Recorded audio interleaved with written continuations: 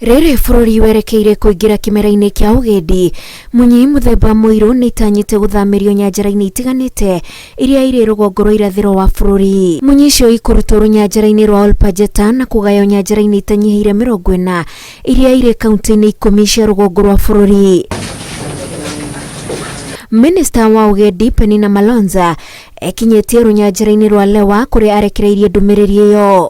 You have my commitment. The translocation is going to start very soon, and we're going to release the rhinos to you. Malonza arahinyĩrĩria arũgamĩrĩri a nyanjara gũtigĩrĩra itinahuka ĩndĩ nĩ maciciarithania. But again, we release with a curfew that please make them grow the population. Do all what you can to grow the population. That is what I need from you. So as I release them, don't just watch them, because we are a country that now, and I think Olpajeta is just not very far away from here. We are a country that is now nursing the last northern white rhino.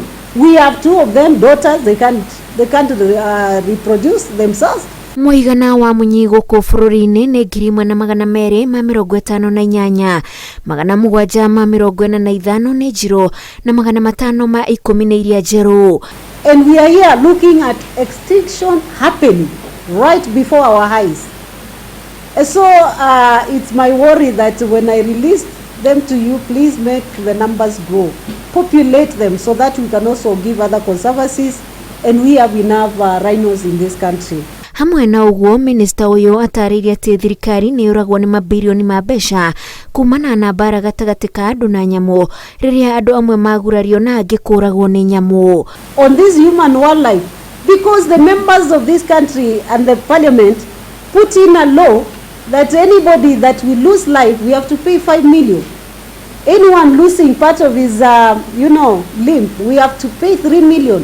Very high, kind of punitive measure.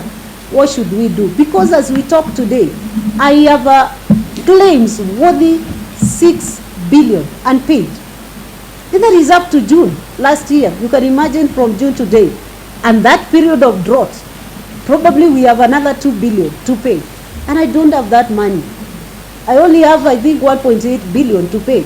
And actually the 1.8 billion is an NGO, I think is USAID, that has given me 900. Gũkĩrĩ ũguo akahinyĩrĩria abitha a nyanjara kũgirĩrĩria hathara ta icio kũhanĩka na njĩra ya kũgitĩra nyamũ.